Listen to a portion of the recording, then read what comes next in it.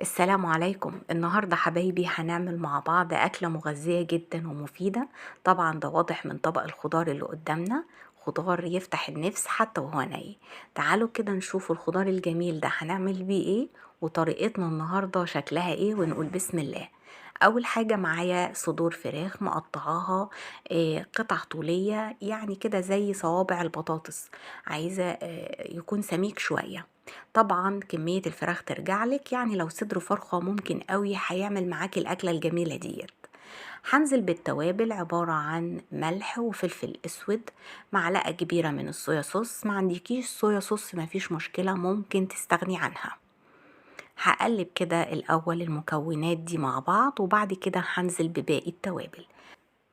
اول حاجة هنزل بمعلقة كبيرة من البابريكا، والبابريكا زي ما احنا عارفين بتدي لون ونكهة حلوة للاكل، ماهش فلفل حار، دي فلفل بارد. ومعلقة كبيرة من بهارات الفراخ برضو هتعزز لي لون الفراخ مع البابريكا وتخلي لونها رائع. قلبي كده كويس جدا مع بعضه، وبعد كده ابدأي انزلي بباقي التوابل. عصير ليمون، تقريبا معلقة كبيرة أو نص ليمونة تكون كبيرة شوية. وبعد كده هنزل بمعلقة كبيرة من الخل. طبعا المكونين دول مهمين جدا في التتبيلة، وخصوصا لو هتقعدي التتبيلة من بالليل لتاني يوم في التلاجة. يعني انتوا لو حابين تتبلوها كده وتقعديها في التلاجة، تسيبيها في التلاجة لتاني يوم، لازم الليمون والخل على التتبيلة بتاعتنا عشان يحفظوها لي لتاني يوم. زي ما احنا شايفين لونها جميل ويفتح النفس. تعالوا بقى نشوفوا طبق الخضار اللي معانا الحلو ده عبارة عن ايه. معايا فلفل الوان اصفر واحمر واخضر، ومعايا جزر متقطع قطع رفيعة جدا طولية. معايا بصلتين متقطعين جوانح. هجيب بقى طاسة على النار وهنزل فيها بالمادة الدهنية اللي عندي. عندك زيت حطي، عندك سمنة بلدي على زيت جميل. اول ما الاقي الزيت سخن معايا هنزل بالفراخ بتاعتي كده واحدة واحدة.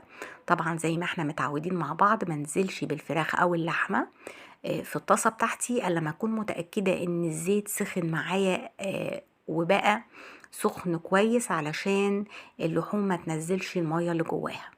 ومش هقلب لحد ما الاقي الفراخ بتاعتي بدأت تغير لون من تحت، علشان ما تنزلش السوائل اللي جواها. حتى لو نزلت ما تنزلش الكمية الكبيرة اللي موجودة كلها فيها.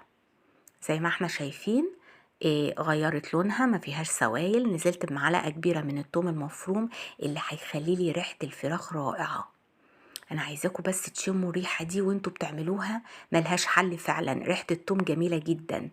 هقلب تقلبتين كده، مجرد ان انا اشم ريحة الثوم الجميلة هبدأ انزل بالخضار بتاعي واحدة واحدة. اول حاجة هنزل بيها البصل. هنزل بالبصل كده الاول، وهاخده تقليبة كده مع الثوم والجمال ده. وشمي الريحة الجميلة بتاعت البصل وهو بيتشوح في السمنة البلدي والزيت. الله على الجمال. انا مش عايزة البصل يدبل ولا لونه يتغير، يعني تقريبا كده ثواني اشم ريحته وهبدأ انزل بالجزر. طبعا الجزر اول حاجة هنزل بيها علشان بياخد وقت شوية في السوى. زي ما قلنا انه هيتقطع شرايح طولية رفيعة جدا. هقلبه برضو كده تقلبتين مع باقي المكونات، ومش هسيبه يدبل. هنزل بالفلفل بقى الالوان اللي عندي مرة واحدة. ما عندكيش فلفل الوان وعندك فلفل اخضر بس برضو يمشي قوي وحلو جدا. احنا بس عايزين طعم الحاجة ديت فيها الفلفل، يعني الوان بقى مش الوان، مش هيأثر معانا في التتبيلة بتاعتنا، ولا هيأثر معانا في الاكلة. لو عندك فلفل اخضر بس يمشي قوي، وهيبقى جميل جدا كمان. خلاص انا سبت الخضار بتاعي استوى شوية كده، زي ما احنا شايفين هغطيها نار متوسطة خالص واسيبه براحته. زي ما احنا شايفين بعد ما استوى حافظنا على لون الخضار برضو، ما هريناهوشي. نزلت بالمكرونة المسلوقة طبعا من الحلة على طول على الفراخ بتاعتي كده، ونزلت عليها بمعلقتين كبار من الكاتشب، عليهم ملح وفلفل اسود، دي مش صلصة، كاتشب. وعلشان كمان تحسي بالطعم، انا مش عايزة صلصة في الطريقة دي خالص. هقلب بقى كل المكونات الجميلة دي كده مع بعض، وابدأي قدميها في طبق وهي سخنة كده. وعايزاكي بقى تستمتعي بالطعم الرائع الجميل، طعم الكاتشب اللي في المكرونة بتاعتنا، وطعم الخضار والفراخ المتبلة تتبيلة خطيرة. حبايب قلبي، جربوا طريقتنا السهلة البسيطة في الطبق اللذيذ ده، وعايزة اعرف رأيكم فيه ايه. ولو عجبكم الفيديو حبايبي ما تنسونيش في لايك واشتراك، واشوفكم على خير ان شاء الله في فيديو جديد وبألف هنا.